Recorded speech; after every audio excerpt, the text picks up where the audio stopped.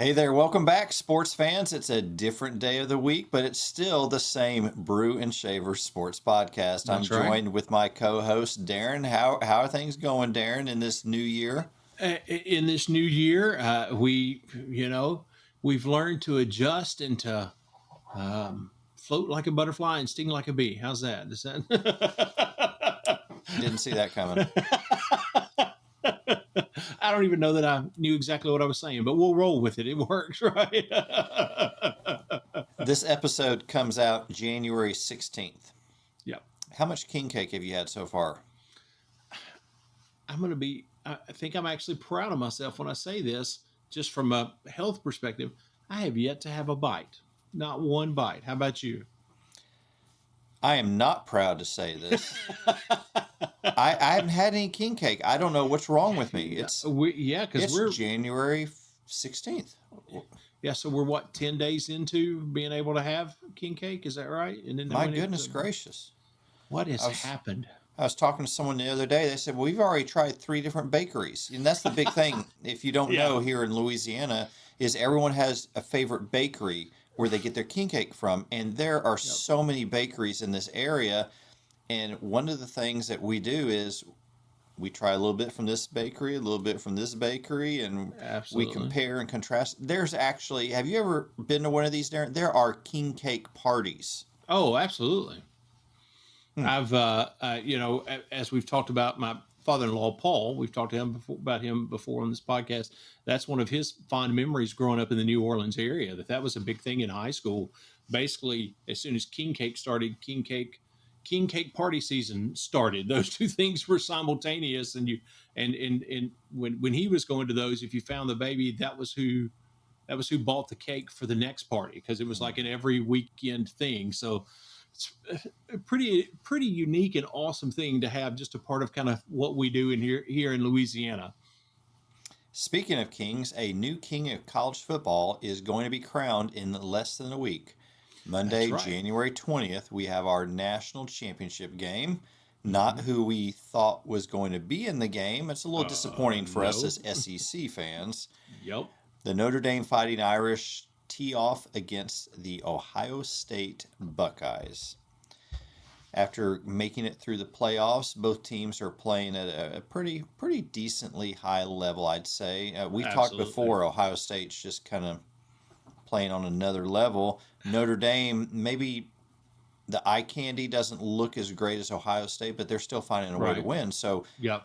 when you look at this matchup, Darren, what really jumps out at you?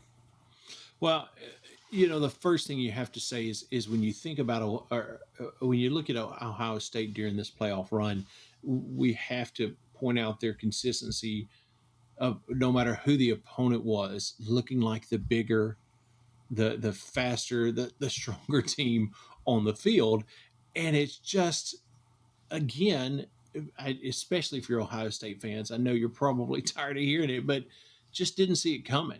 Did not have that expectation, not solely based on the Michigan game, but that obviously flavored and kind of amped up the non expectation of seeing that from the Buckeyes. But it just like we talked about last week, when picking their game that they wanted to get to the national championship, it just seems like everything's clicking. That everything seems crisp. It's like all of the practice has really kicked in at once, and everybody's in their exact spot, and not only in their exact spot, but doing it faster and bigger and better than they did throughout the whole season. And it's just they're really as painful as this is to say, they're really impressive to watch right now. And then I think you said it well on the other side of the coin is Notre Dame, who you can't say, oh, well, obviously this is a bad team. But when you watch them, you can see that um, they are not decidedly when they walk out on the field, oh well, these guys have the upper hand. They've had to fight and pick and kick, much more so than Ohio State for every advancement throughout the playoffs. But at the same time, sometimes there's something to be said for that. You may not be the most talented team, you may not be the fastest, the strongest team, but you're on a roll and you just keep rolling. I think you have to leave that open for this Notre Dame team. I think their biggest challenge is to not get in their own way. Truthfully, I think when you look at this game, obviously it's going to be a struggle to play Ohio State, and if you shoot yourself in the foot, then that makes it an immense struggle if you're playing Ohio State. So I think that's one of the big things for Notre Dame. Yeah, yeah, I think you're right. I'm interested to see how their offense does against this Yep. Ohio State defense that's really stepped up. Yeah, absolutely. Riley Leonard has been playing well. Are they going to be able to limit him? Are they going to be able to take Yeah. away his scrambling? I think he hurts you the most with his legs. Is Notre Dame going to Yeah. let him air it out? Does Ohio State stop the running game? On the flip side of Yeah. things, can the Irish defense disrupt Will Howard and Yeah. what he tries to do in the backfield? Shut down Jeremiah Smith. I thought Texas did a pretty good job on Smith. Yeah, Really good agree. job, actually. Yeah, very much so. But Ohio State, they have so many weapons. They just went Yeah. to other players and to come up with that big victory. What's your prediction on this game, Darren? Well, I think you just said it the absolute best. When it comes to Ohio State, you got to pick your poison. And I think we saw Texas do that. They picked their poison and said, okay, here's what we're going to shut down, and we're going to force you to beat us with the rest of it. And Ohio State was like, yeah, okay, we will. And they did. And I mean, the only way Notre Dame wins this game is to truly minimize what Ohio State can do also offensively and make it kind of a grinded out game where the Notre Dame quarterback can make game breaking difference with his feet, where he gets out, scores a couple of touchdowns, and with his feet, and that makes a difference in the game. And I don't think their defense can do that. Like I said, it's very painful to say, but when you look at this and say, okay, pick your poison, and then we're still going to, it's all poison. It's gonna affect you very negatively. I don't know how Notre Dame stops that, and so I feel like this is very much an Ohio State win. I hope it's an interesting game. I think jury might be out on that. I don't know if it. I think it could be a not so exciting game to watch. I hope it is, but either way, I think it's an Ohio State win. How about you, Ben? I like Ohio State in this game. Despite Lou Holtz emerging once again and making comments about Ryan Day, and that drama has been revived as a result of this game. Have mercy. But it's the national championship game. You Yeah. don't know what's going to happen. The lights are bright. Ryan Day has a monkey on his back. Can he win the big one? He lost again to Michigan this year. There's a lot of concern in Columbus. Is this the right guy? They've rebounded incredibly well to get to this point. On the other hand, you have Notre Dame with one of the most embarrassing losses of any team that's ever played in a national championship game, Northern Illinois. Northern Illinois. Yeah. I mean, how would you like to be them now? Their brand is talked about all the time. Do you think they'll have their own banner? We defeated the national champions. So, if Notre Dame wins it, I think they might. I think it's worth talking about. You look, though, at the run that Notre Dame went on after that loss, and astounding what Marcus Freeman has done with that Irish team. So Notre Dame wins in this national title game. People could care less that they lost to Northern Illinois. Absolutely. Ohio State wins, then Ryan Day gets a little bit of that pressure taken off his back for not beating Michigan. So I think both teams, there's so much in terms of where they want to be and the so-called demons that they're battling, the monkeys on their back, so to speak, that they can shed with a win. And so I look for it to be a competitive game, but I think Ohio State just has a little too much. I agree. And going back to your Ryan Day, I think the big difference when you look at what this game means to the two coaches is if Ryan Day wins the national championship, it will not get the monkey off his back. It may make the monkey stop kicking and screaming, but the monkey is still going to be whispering in his ear, but you have to play Michigan next year. What are you going to do then? So I think the fan base is still going to sit back and say, man, we love this national championship. Thank you so much. But what does the Michigan game look like next year? A Michigan game look like next year? I think so. The monkey, there will be no monkey off his back, but he can at least make it stop kicking and screaming for a little while till it's time for the Michigan game next year. Yeah, of course. So that is going to be Monday, January 20th at 6:30 p.m. on ESPN. On all the ESPNs, because they'll have the Skycast on ESPN2 and the sideline cast on ESPN3 and the a goalpost cam on ESPN. Whatever. It's amazing how many different ways they found to cover the same game now. It really is.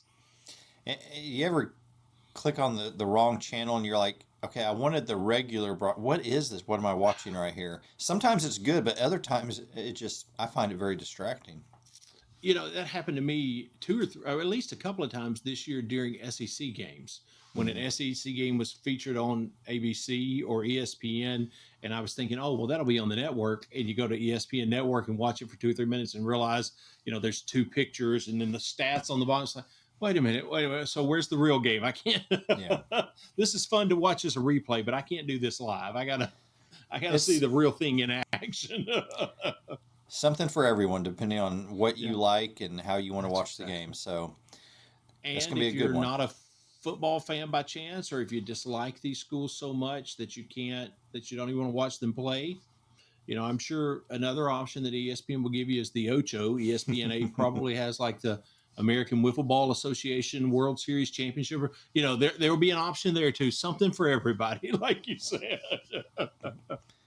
Moving on to headlines, in which we want to talk about several different items of interest: the conference basketball, SEC standings, as well as some news about SEC football and the class, this year's class for the College Football Hall of Fame.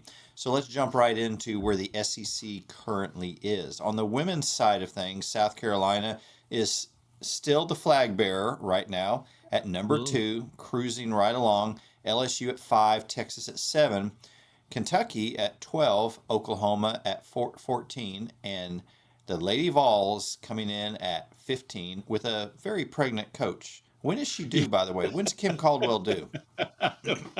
I just hope it's not on the sidelines, man. She's got to be pushing it. She's got to be getting close, right? Oh, wow. What a great competitor. Absolutely. Well, and that's what it's her first year. She's doing all of this. Obviously has, it has a lot on her mind and a lot to worry about. But in her first year, she's got this team up to number 15 in the country. Pretty impressive. She's doing exactly what the Lady Vol or the volunteer faithful were hoping for when she was hired. Yeah, I really appreciate the interaction between her and Kim Mulkey from LSU. It was so surreal, as I was telling somebody. Here's Mulkey, we could argue, on the tail end of her career. And here you have Caldwell that's really just getting started. And so you kind of had the whole circle of life vibe right there in that shot of the two of them together. Yeah, definitely. It was very cool. Thanks for giving me that moment. I'm here to help. Let's move over to the men's side of things, where there is no purple and gold. Auburn at number 1, Alabama at 4, Florida at 5, Tennessee. Oh my goodness, I don't even mean to alienate people, Darren. And I certainly love our Tennessee fans, unlike my co-host who has to bite his tongue anytime saying something nice about the Volunteers. I love you, Tennessee fans. You're number 6. You are number 6. That's right. Kentucky at 8, A&M at 11, Mississippi State at 15, and Ole Miss at 21. So well represented in the top 25. And I tell you, the Auburn obviously is no surprise. Tennessee, honestly, being down at 6, you're still top 10, so you can't say oh my or anything. But honestly, kind of the way they were playing the non-conference schedule, probably expected them to be a little bit higher. But Mississippi State has been a very pleasant surprise. You're talking about a team that people weren't really talking about, but man, once they kicked in, it's like, man, these guys are for real, or at least so it seems right now. They've been fun to watch and impressive what they've been able to do so far. Yeah, and you could say the same thing. Ole Miss got a Yeah, huge win the other day, absolutely. one of the biggest in school history. So Hmm. SEC really, this is something to see from the Yeah, basketball perspective, men's basketball, yeah, and it's great for the conference. very, very much so. And I mean, what is that? 8 teams in the top 25. And I know we talked about this last week as well, but you don't have to travel very far back in your mind to come up with a time when the top 25 may have had 3 teams, and you felt like that was a good year. If Mm. you had 3 teams in the top 25, you were having a pretty good year as a conference. Very awesome to see what the conference has been able to do in developing the entire, I guess, men's basketball SEC nation. Solid play, Yep. great coaching. How about the Yep. job that first year coach Mark Pope is doing at Kentucky? Got them at number 8. It's impressive. I don't think you have any Kentucky fans sitting around going, man, I guess we shouldn't have ran off Calipari. I don't think. I guarantee you don't.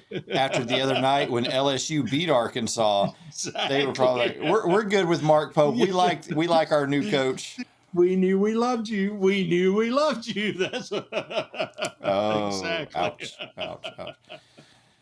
Let's go back to college football where we have some news about some key players. The Yep. quarterback for the Longhorns the past few years, Quin Ewers, who helped Sarkisian to really revive that Texas program, Hmm.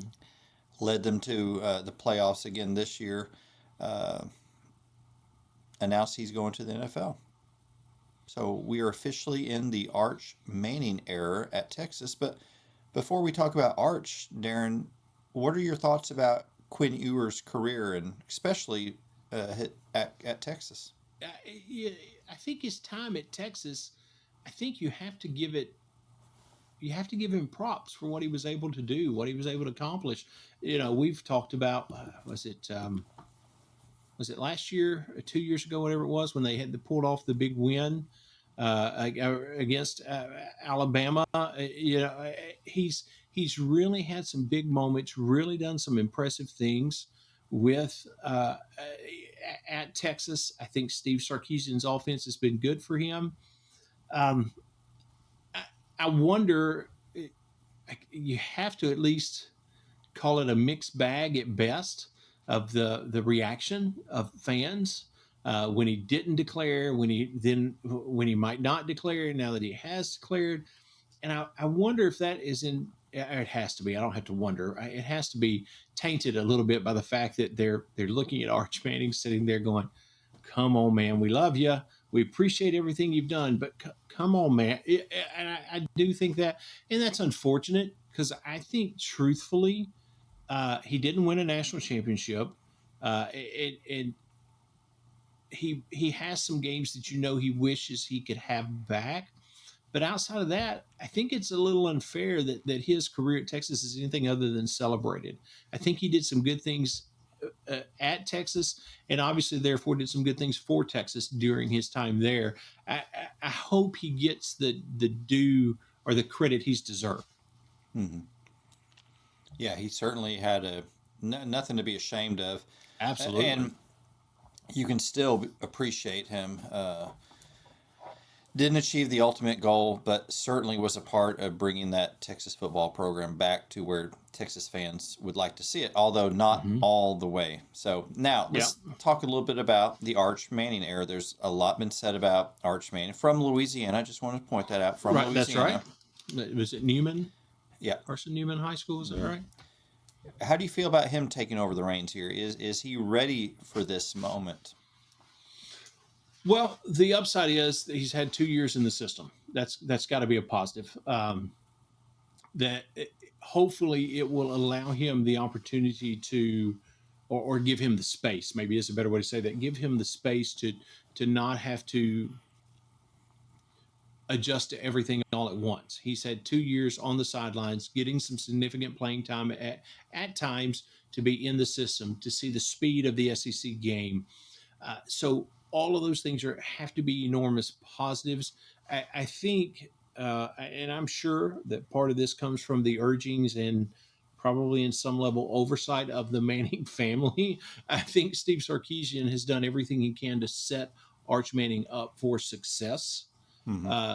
But this is going to be this first season in the Arch Manning era, because he's had 2 years in the system, is going to really be are you everything they've talked about, or was some of it Manning hype? I mean, he really is going to have to come out and show, this is what I am, this is what I can do. The upside is he's had the time to develop. The downside is, because he's had 2 years in the system, people are not going to. He's young. He's adjusting to the game. Those things are not going to be met well if it doesn't start. If he starts out slow, there is going to be some pressure, and you got to come out slinging. It's got to be basically from the beginning. Wow, this is what this kid is made of, and I think that's the way it's going to have to look. Now, did they redshirt him his freshman year? Yes. Yeah, I don't. So, because you can play in 4 games, you can appear in 4 games and maintain your red shirt. I think he hit that 4-game max his freshman year. Going into the fall season, he'll be technically a sophomore, because of the red shirt. Okay. Right, exactly. Well, it's going to be interesting to watch. Texas fans have been asking for this. They're finally going to get their wish, and we're going to see how the Arch Manning era takes off. Absolutely. In other quarterback news, somewhat of a surprise, Carson Beck, the quarterback for Georgia, who was injured and unable to play in their playoff game against Notre Dame, originally said he was going to the NFL. Then he stepped back from that and announced that he has accepted an offer to play for Miami, the Miami Hurricanes of the ACC. So they're already 7-0 just from that announcement, right? There's all kinds of things I'm thinking about saying, and I'm remembering the words.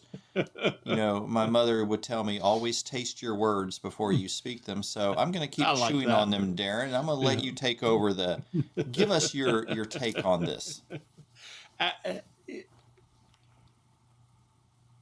It's with the NIL money that's out there. It's a no-brainer, I think, for him. He's obviously going to be in the spotlight. He's not going to disappear from eye level of any NFL scout by going to play at Miami. He has an opportunity to improve his stock while at the same time making a ridiculous amount compared to what we're used to in college world. I know it's not necessarily NFL money, but it's a ridiculous amount of money while improving his stock. I think the ACC showed us this year that he can come in and really make a difference in Miami and step up everything that Miami is doing. And who knows what that looks like. Miami with a Carson Beck at the helm this year, I think that's a team that's winning an ACC championship most likely because of that, the level that he would elevate the game most likely. So as weird as it sounds to say, something we would have never said 5 years ago, it kind of makes sense for him to stay in college, especially to go to the ACC where, like I said, just simply announcing that he's coming to school, obviously going to be their starting quarterback. They're already 7-0 at a minimum. It's just because of the way ACC schedule, how we saw that was this year. And he can mess around, end up in a playoff and elevate his stock by having extra games. It makes more sense to stay and play at Miami and possibly be the big fish that everybody's looking at than it would to stay at Georgia. Mm-hmm. Honestly, because you stay and play in the SEC, you got this incredible team. You have a couple of hiccups, and you're a 9-3 team that people aren't talking about as much. Yeah, and that's not as likely at Miami playing an ACC schedule. Right. Although they will have to contend with Clemson. First year ever that Dabo has brought in guys via the portal. Very true. Dabo has finally decided, hey, wait a minute, maybe. I think I Good can for hear you, Bob coach. Dylan singing in the background. The times are changing. Well, you heard Bob Dylan in the background. Yeah, Jane. That's all you heard, really, but you just know what the words are.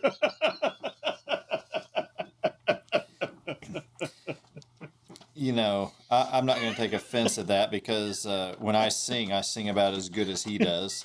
So, Well, let me say this: my bitterness with Bob Dylan is very unfair and undeserved. And my bitterness and the reason the name Bob Dylan just makes me kind of do this, it's really the Black Crowes' fault. I saw Bob Dylan in concert in Nashville 25 years ago. It was a festival, and the Black Crowes came on stage next. And I'm not really been a big Bob Dylan fan, but I could handle it. But then the Black Crowes come on stage and play for an hour and a half, and do not play Talks to Angels are hard to handle. I still don't know how you do that, Black Crowes. Still not happy. And I think that's tainted. I think that reaction comes up every time I hear the name Bob Dylan. So that might have been a little unfair. I apologize, Bob Dylan fans. I'm sorry, Bob Dylan, that Darren is punishing you for the sins of the Black Crowes. That's very, very true. That's well said. I used to think you were a completely agreeable person, and we started doing this podcast several years ago, and I'm like, Darren's got a little bit of a judgmental streak sometimes. I just, judgmental or not, how do you do it? I mean, thankfully they at least played twice as hard, or it would have been a total loss. So, Well, be thankful for the little blessings. exactly. In other college football news, we have the class of this year's class for the College Football Hall of Fame, which includes a number of SEC players as well as coaches. Greg Carr, outstanding linebacker from Auburn; John Henderson, defensive tackle from Tennessee; Michael Huff, defensive back from Texas; and Terrence Metcalf, offensive lineman from Ole Miss, were all named as players to the College Football Hall of Fame class, all representing SEC schools. On the coaches side of things, we have Urban Meyer, who won the national titles at Florida. And then, of course, the great Nick Saban, who coached at LSU. Yeah, exactly. And won a national championship at LSU. Don't forget And that. then he went to the pros, and then he went to some school There was this whole to the east of here, headed east a few hours. Yeah, blah blah blah. some place called Tuscaloosa. Yeah, exactly. And actually, all joking aside, that's where Nick Saban experienced his greatest amount of success. Yeah, absolutely. Well deserved for him to be in the Hall of Fame, as well as all of those who are being inducted. But you have to say Nick Saban going into the Hall of Fame, that's might be the biggest no-brainer in the history of Hall of Fame decisions. Yeah, he's going in the Hall of Fame. Duh. That one did not take a lot of conversation. In other news, we have some NIL portal news. Darren, what you got? Well, the American Football Coaches Association met this past week and made they can't set NCAA rules and regulations, obviously, but they have a history of passing motions to things that they would like to put forth the NCAA for their consideration. And the big thing that came out of it was the portal.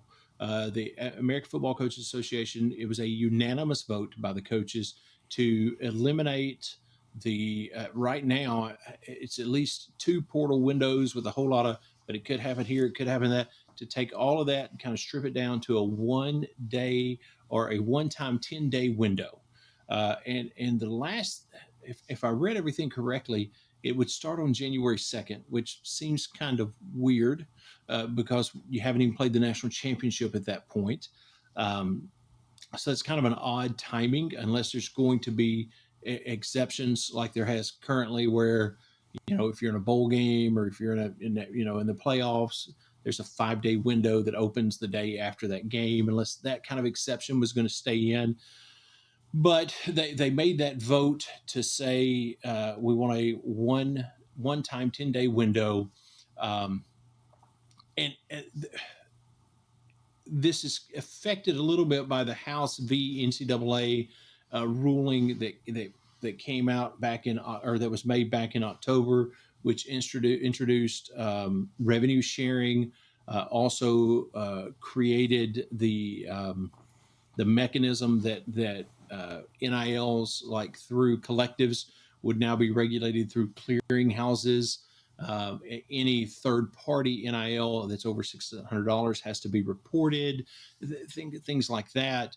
But that, all of those pieces kind of put together this portal decision by the coaches of what we'd like to see, because all of those things are going to affect how your roster is shaped. So you can't say we don't want the portal, but they obviously want some of the insanity of the portal to go away a little bit. And I see what they're saying. I actually like what they're doing. I don't know that I like the dates, but I will say this, and would love to get your thoughts on it as well. The portal is what it is. It's here. It's like we've talked about, in some shape or form. It's going to be there. So I think it's kind of weird to completely eliminate the spring portal window and make it only one, just because you learn a lot in spring practice. So with the way the game looks right now, that I find it kind of odd, but I do like the idea of condensing it down and trying to eliminate some of the crazy. So I'm glad the coaches made that, and I hope the NCAA looks at it and comes up with some decision based off of that pares things down a little bit. Yeah, it's kind of like when you have a kid and you watch your kid go through different phases of life, especially those crazy teenage years when everything is out of whack on so many different levels, and you do your best to kind of guide, but you keep thinking, they're at some point they're going to figure it out. They're going to put it. They're going to put everything together, and I think that's what's going to happen here. Right now, the NIL has grown already from infancy, and I think we're kind of in a teenage time span right now, and there's going to be a lot of stumbling, acne on the face. There's going to be, dealing with personal hygiene issues and the pressure of driving all those things, but at some point, this is all going to get figured out. I'm not worried about it. They're going to figure it out. I know for people that want everything put in its place and orderly at this moment, that's not much comfort, but I have confidence this is going to be worked out. Yeah, I agree completely. And like I said, I do like the fact that at least it's a conversation and we're looking at how to make it better. So I love that part of it. Yeah, absolutely. And one last headline. SEC fans, I know we're a little disappointed about the playoffs this year and the national championship game. Here's something to hopefully bring a little bit of solace to you and a little bit of comfort to your suffering. And that is in the NFL playoffs. I don't know if you watch the NFL or not. It's football, so Darren and I watch it. Absolutely. Every NFL team has SEC representation. Now, I know some have already been eliminated, but that's quite an accomplishment, SEC. Yeah, fantastic. As we continue to see, if you want to play in the NFL, the SEC is a great way to get there. Absolutely. And to me, it's such a great, that coaches already know that and have said that 1,000 times. Here's your path to the NFL. Come on down. They have. And if you're tired of all the professional analysis and all the talking heads that are out there, and you just want a little bit of levity in your pursuit of your love for SEC sports, then the Brew and Shaver Sportscast is your show. You can find much more polished podcasts out there, much more well-researched. We're just a couple of guys that love football, that love to have fun. and we appreciate you coming along with us. Would you hit that subscribe button? Would you hit that like button? Would you tell a friend about the show? Yes. And let's keep having fun together as we move out of the college football season into basketball, which is well underway, and then into baseball. And before we know it, we're going to be back in football again. It's a great cycle. And absolutely, the SEC is where the top athletes are going. So we love to talk about that. We'd appreciate it if you subscribe and keep following the show. Absolutely. Join in the conversation with us. Our schedule's a little bit different this month because of the playoffs and the national championship game. We will have our next episode after this one on January 22nd. So that'll give us time to talk, watch the national championship game and talk about everything that we saw. And we'd love to hear your opinions as well. But until then, y'all take care. Have a great week.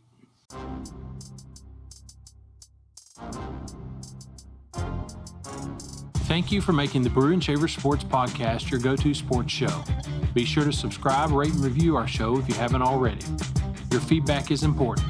Let us know what you think about this week's show.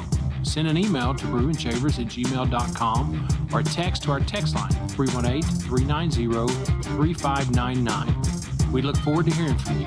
Thank you again for listening to the Brew and Shaver Sports Podcast. See you next week.